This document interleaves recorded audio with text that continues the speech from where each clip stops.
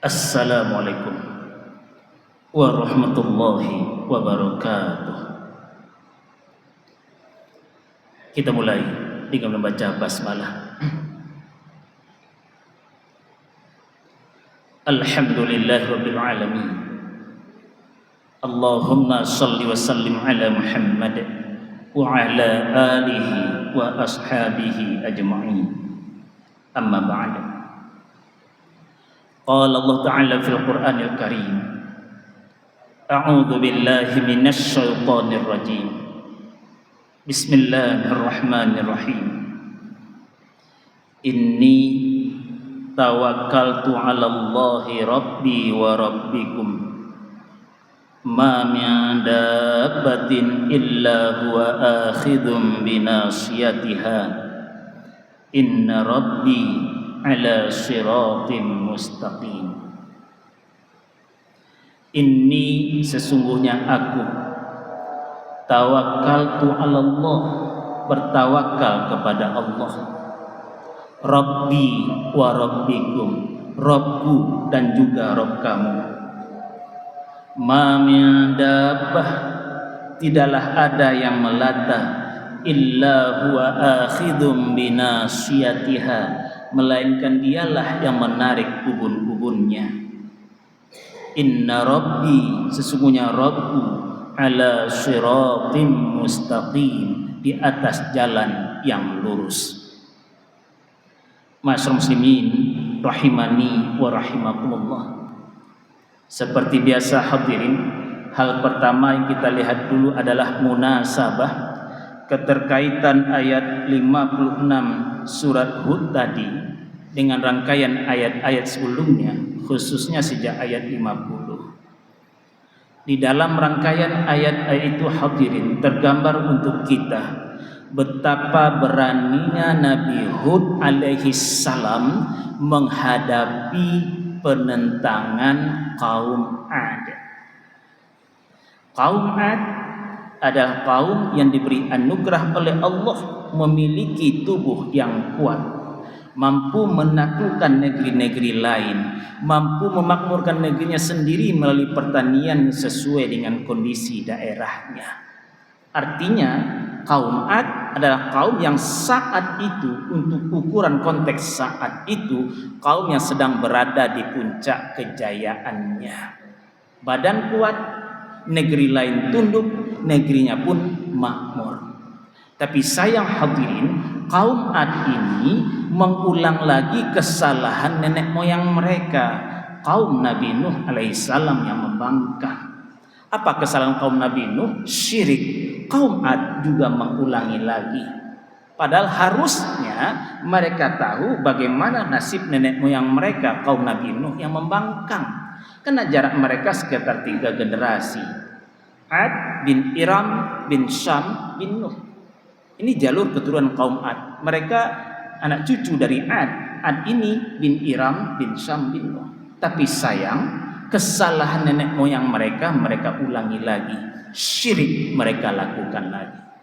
Sehingga hadirin, terasa oleh kita, syirik ini memang pangkal mula rusaknya tatanan hidup masyarakat. Tidak hanya dirinya yang rusak, tatanan masyarakat juga rusak. Kenapa? Biasanya yang berlaku syirik ini mulai kehilangan rasa takut pada Allah. Bila hilang rasa takut pada Allah, maka dia juga takkan takut-takut lagi menzolimi orang lain, walaupun orang lain itu saudara kandung sendiri. Karena rasa takutnya pada Allah hilang, dia takkan malu berbuat zalim. Begini dahsyat efek syirik itu. Makanya wajar Nabi Hud, juga Nabi Nuh, juga Nabi Muhammad sallallahu alaihi wasallam mempunyai misi yang sama, memberantas syirik, menegakkan tauhid. Tapi hadirin, Nabi Hud juga mengalami penentangan. Dahsyat penentangannya. Walaupun ditentang, Nabi Hud tetap kokoh menghadapi penentangan ini. Sehingga apa kata Nabi Hud? Fakiduni jami'a. Nampak dalam ayat 55. Jalankan saja semua tipu daya kamu itu. Baik dalam mana kamu semua menjalankan atau dalam mana semua rencana tipu daya kamu, silakan kamu jalankan. Jalankan saja, fakiduni jami'a. Jalankan saja semua tipu dayamu padaku itu semuanya. Tsumma la tunzirun. Kemudian jangan kamu beri aku tangguh. Begini tegas jawaban Nabi Hud alaihi salam. Padahal yang beliau hadapi adalah kaum yang saat itu sedang berada di puncak jaya-jayanya. Beliau tetap berani. Maka wajar hadirin Bapak Ibu, bila ada yang berujar, pemberani itu adalah yang tetap mengatakan kebenaran di hadapan penguasa. Ini pemberani. Hadirin, pertanyaan kita adalah, apa rahasianya kira-kira sehingga Nabi Hud alaihi salam begitu berani menghadapi penentangan kaum yang sedang berada di puncak kejayaannya? Ini yang kita coba renungkan. Di antaranya hadirin kita tangkap pertama adalah Nabi Hud alaihi salam, bahasa kita sekarang, tidak terikat dengan kepentingan busuk. Beliau tidak diikat kepentingan busuk dengan kaum Ad. Karena beliau menyatakan, umat Allah, itu tampak dalam ayat 51-nya, la as'alukum alaihi ajra. Aku tidak minta upah sedikit pun padamu.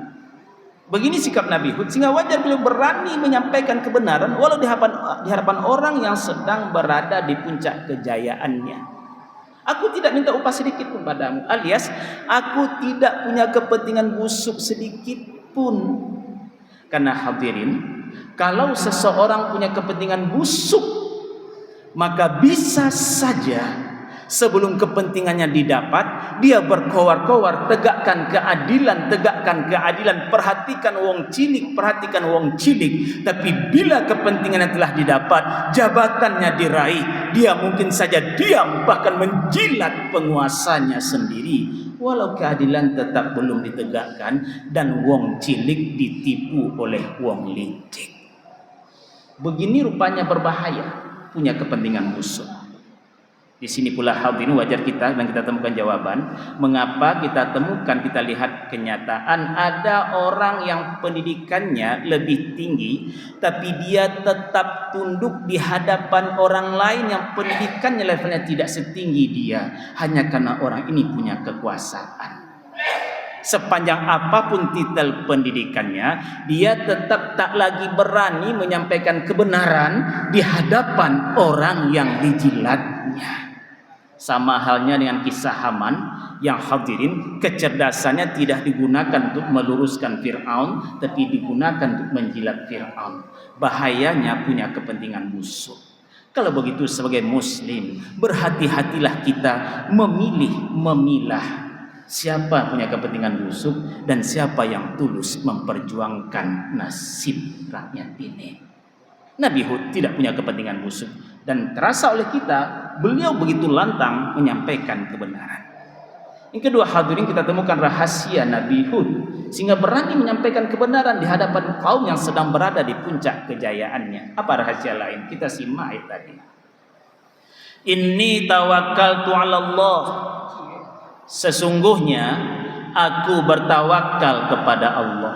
Aku berserah diri kepada Allah.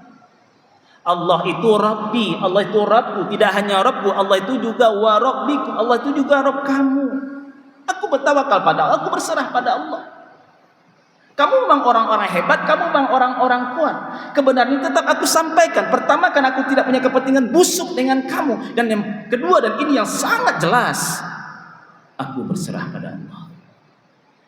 Tugasku sampaikan, usahaku lakukan. Di saat itu aku juga berserah pada Allah. Allah itu Rabbi, Allah itu Rabbku, juga Rabb kamu. Sehingga hanya padanya aku berserah. Tidak hanya itu, rahmati Allah, ma min dabbah, tidaklah ada yang melata illa huwa akhidhum binasiyatiha, melainkan dia yang menarik ubun-ubunnya. Tauhid masyhur salih tafsir ketika berusaha memahami ayat ini, apa kata beliau?